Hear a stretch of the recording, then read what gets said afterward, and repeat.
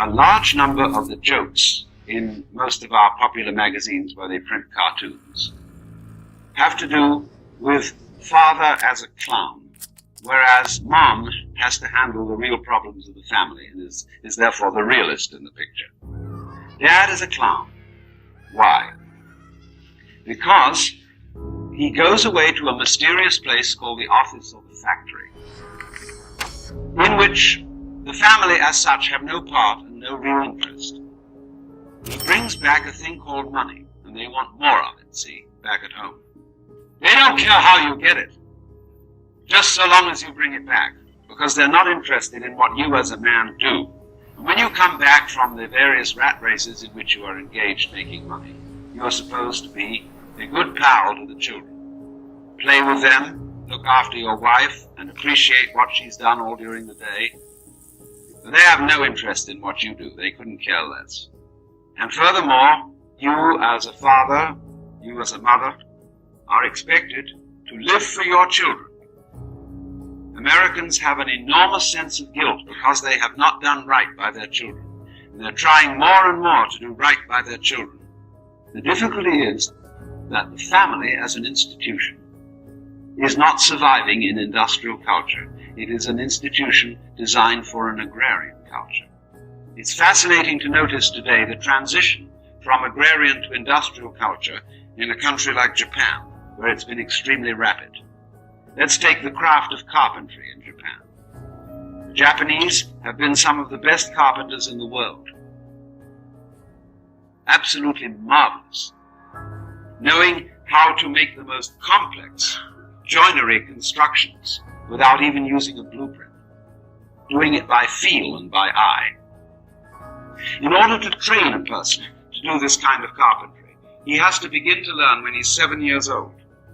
But as it is now, because Japan has transferred to being an industrial culture, you may not bring up your child in your profession as a carpenter. You have to send the child to school where it can learn to be an insurance salesman. The child gets through school, goes through high school. When the child gets out, it's not interested in carpentry, it's interested in girls. Has to fool around with that for a while and then get married, and then begin to learn the carpenter's trade, and it's too late to be anything but somebody who follows a blueprint. Therefore, this marvelous craft, which the Japanese cultivated for centuries, is being lost. For what? The man in the family has to go away and earn a living that has absolutely no relation to his living relationship with his wife and his children. And therefore, naturally, he is regarded as a clown.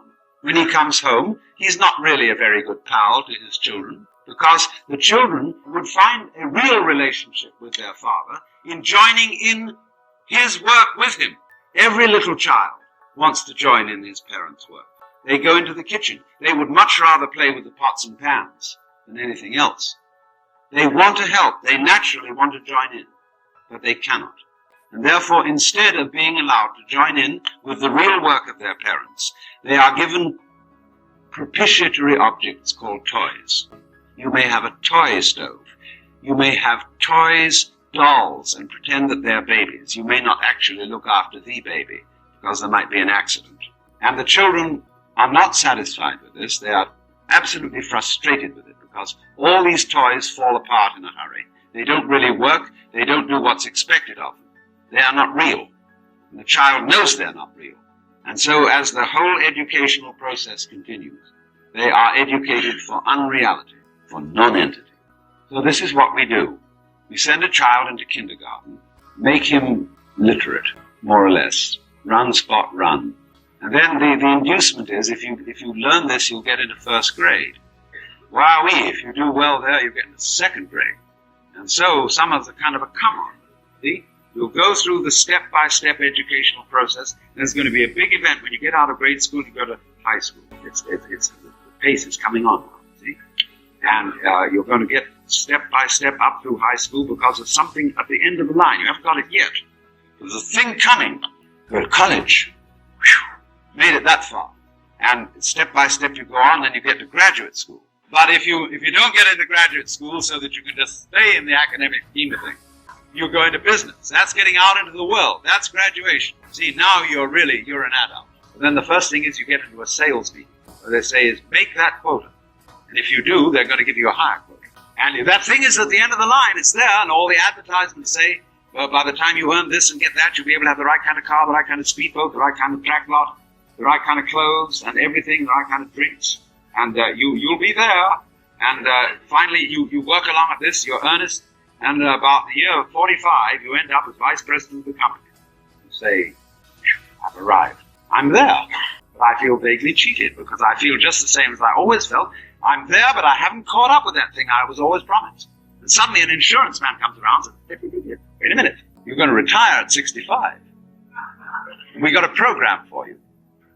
So that you'll be just right. When you're 65, you'll be able to drop all this business and do what you really want to do. That time you're not interested. Prostate trouble, bad teeth. So you end up feeling you've been cheated. And the reason was simply this, that education was regarded as a process of preparation for something which never happened, never is going to happen. But you were always getting prepared for life. A real education is an entirely different thing. And education, in the real sense, is not preparation for life. It is actually living. It is the child participating in adult concern and doing it now and realizing that the point of the process in which the child is engaged is not to prepare the child for the future, but to enjoy doing the thing today. Because the whole point is that there is no point whatsoever in making plans for the future, except for those people who are capable of living in the present. If you are not capable of living in the present, plans are useless, because when those plans come to fruition, you will be incapable of enjoying that fruition. But it seems to me that the absolute point of any educational system that has any worth whatsoever is the progressive allowing of children to participate in activities that adults consider real and important. And that should begin very early. Supposing you are making money in a factory, producing something worthless and trashy, but it pays.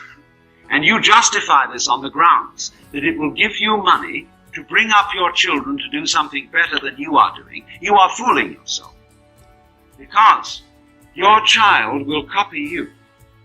And if you exist simply to bring up your children for something better than you have, then your children will do nothing but exist to bring up their children to do something better than they have.